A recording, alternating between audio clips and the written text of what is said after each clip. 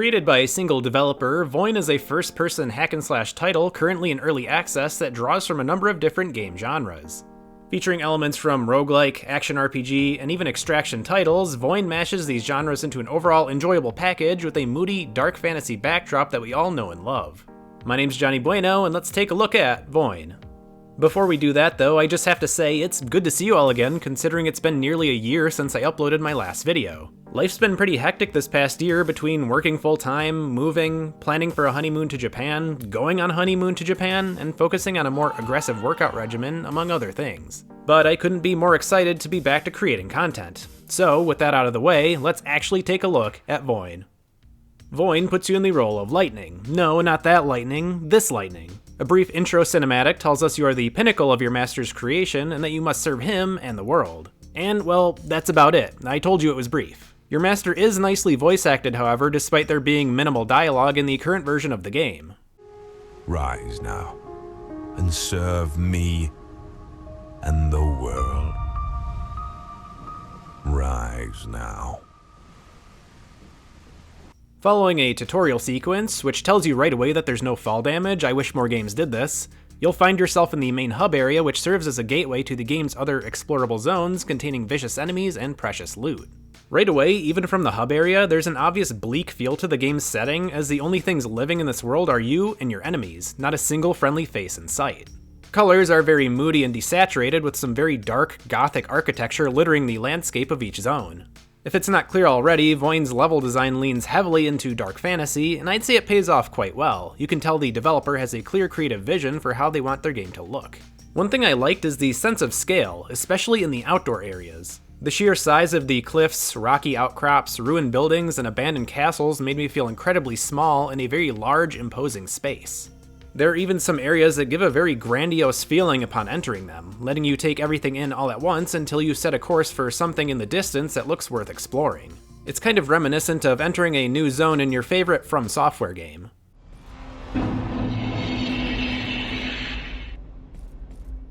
Now, that all being said, there are currently only two, what I would call mini open-world zones, to explore in the current version of the game, Necrosever and Hadrocon. The latter of which seems to be much larger in comparison to the first, with a fully fleshed out underground section.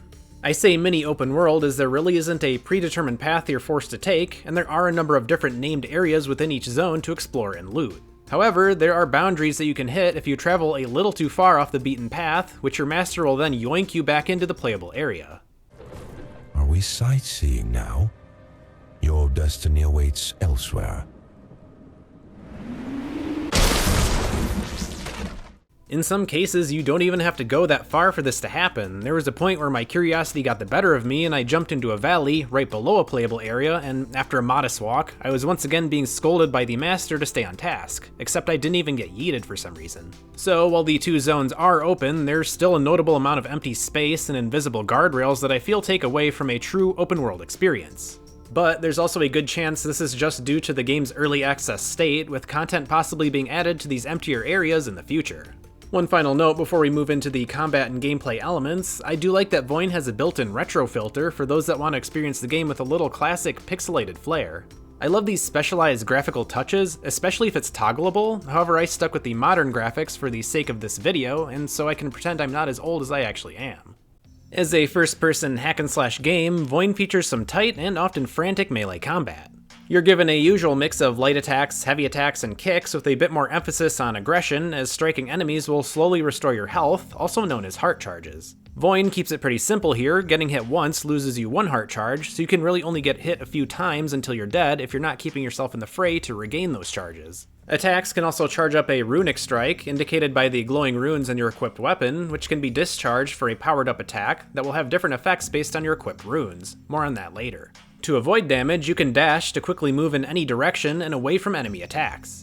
However, you don't need to read the enemy's moves to know when to dodge out of the way, as the game will flat out tell you by the enemies glowing yellow, giving you some very generous iframes when timed correctly. So in my experience, this turned most fights into simply spamming dash. Although I kind of get it. This is what makes VOIN's combat so frantic, as I was dashing around the battlefield constantly looking for an opportunity to go in for a well-timed strike. On the other hand, due to the obvious tells in enemy attacks, I really only felt actual danger when dealing with larger groups of enemies that I couldn't read all at once. This also made one-on-one boss fights, the few there are, somewhat trivial. In addition to a regular dash, you're also given a super dash used exclusively for traversing the game world.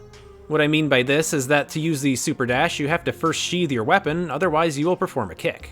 Super dash acts as a short-range teleport, allowing you to move around a little faster when out of combat, as well as get into out-of-reach areas that often contain treasure. It did get a little annoying constantly having to remember to sheath my weapon first, as I felt like I spent more time fighting than exploring. Though I do understand why the developer did this, as having access to super dash in combat would just make the regular dash redundant. Now let's talk loot. Loot can be dropped from enemies as well as obtained from various chests found in the game world. There are also secret chests that are often hidden out of view and can only be reached by utilizing the previously mentioned super dash. These secret chests will glow a color depending on the rarity of the items inside, using the usual color code of green, then blue, then purple, and so on. I'll admit, some of these are pretty well hidden too, and I like that as it forces players to really observe and explore their surroundings to the fullest. In VOIN, however, every item you pick up is automatically corrupted. Corrupted items will be lost on death, along with any ichor you have collected, which serves as the game's currency for leveling up and upgrading equipment. To cleanse the corruption, you need to smuggle your items back to the hub area and ring a giant bell, allowing you to keep your items for good. However, you will have an opportunity to get your corrupted items and lost ichor back should you die, by returning to the location where you were slain and smacking a floating meatball a few times. Die again without retrieving your items and they're gone for good. Just before entering one of the game's 2 zones, you do have the option to adjust enemy health and the quantity of enemies you can encounter for a more challenging experience. But increasing these settings has no effect on loot drops as confirmed by the developer and is promised to come in a future update. So it's really just for personal challenge at this early point in the game's development. One other feature I wanted to call out, simply because I thought it was cool, was your method of getting back to the hub area when already inside a zone. This is done by pointing your camera directly upward and pressing E to ask your master for a portal back. The portal will then appear nearby with its location marked by a white beam of light. I don't know, it's just something I've never seen before in a game, and I thought it was a pretty unique, in-universe way for Lightning to retreat back to home base, as opposed to some sort of generic fast travel function.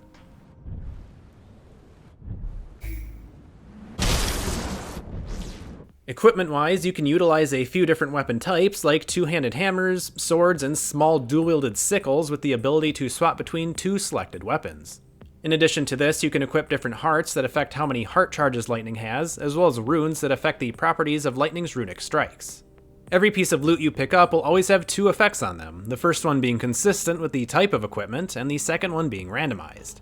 So, for example, this Viper's Saber always comes with the Poison Overflow effect, while the Slayer of, I won't even try to pronounce that, would be the randomized effect.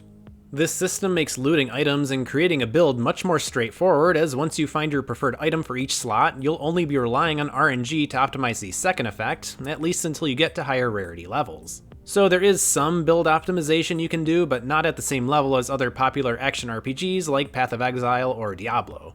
Where item rarity comes into play is the power of those 2 effects that appear on items. The higher the rarity, the stronger the effect becomes, indicated by the plus number next to the effect name.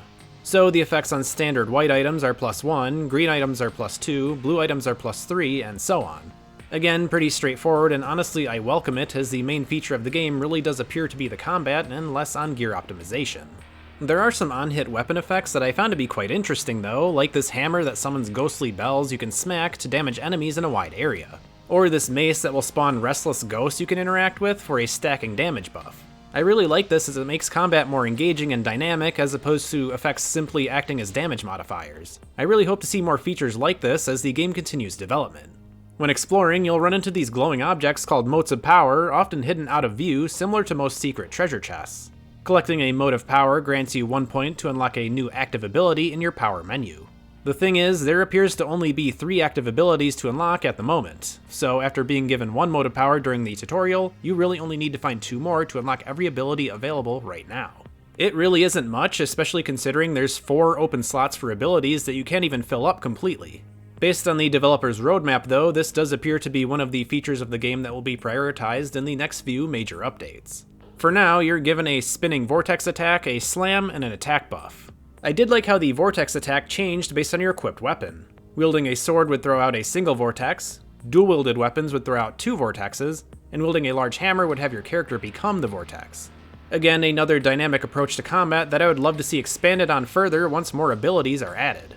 The last feature I wanted to touch on is how to power up Lightning and his fancy equipment. As I mentioned earlier, you'll collect Ichor from defeating enemies and opening chests, which can then be spent at the Hall of Reflection to level up. Yes, you can't just level up on the spot, you actually have to go back to the hub area, into the Hall of Reflection, and physically walk through this gate to level up. At first, I wasn't sure if this was entirely necessary, but admittedly it does make sense, since similar to cleansing your corrupted loot, I think the developer wants to maintain a sense of danger and accomplishment in getting out of a zone alive with your level up juice. Another use for Ichor is spending it to power up your currently equipped items to the next rarity level. This can be done in the Molten Cathedral, the same place where you ring the giant bell to cleanse your loot. Upon upgrading your items to Primeval rarity, you'll receive another effect on your item in the form of a % damage boost, like this cold damage boost I received on my fire hammer. There could be other effects beyond these damage boosts, but this was all I saw in my Primeval items during my playthrough. Anyway, in another section of the Cathedral, you can drop and destroy items in your inventory to satiate your Primeval weapon, increasing its satiety level, which further boosts the % damage increase from this bonus effect. I picked up every item I came across, and my inventory was bursting at the seams by the time I received my first Primeval weapon, so I'm glad there's actually a use for all the items I had no need for. As far as I could tell, there was no way to sell items for Ichor, so feeding them to your Primeval items seems to be the sole reason to loot everything in sight. Oh, and there's even one more rarity level beyond Primeval called Firstborn, which is achieved by taking 2 fully satiated Primeval items to an altar and combining them. Overall though, even with the added effects from reaching Primeval rarity, itemization isn't overly complex, and I did find it to be quite friendly to someone who may have never even played more traditional loot-based action RPGs. For a title created by a single developer, VOIN impressed me with its well-crafted dark fantasy setting, frantic melee combat, and an easy-to-learn itemization system with some unique and interesting effects. If the developer's roadmap is anything to go off of, there's much more to come, including new worlds, weapon types, and playable characters, so I'd highly recommend keeping an eye on this title if you're a hack and slash or action RPG enjoyer. There's a link to VOIN's Steam page in the description below, and I'd actually like to point out that you can find it bundled together with Mortal Sin at a discounted price, which is another hack and slash roguelike game I've reviewed on this channel. So I recommend checking out that bundle page for a solid deal for 2 solid games. And if you enjoyed this video, please consider giving it a like or sharing your thoughts on VOIN in the comments below. I appreciate every bit of interaction and support, as I love making videos just like this one. So please consider subscribing to support the channel, and as always, thank you for watching.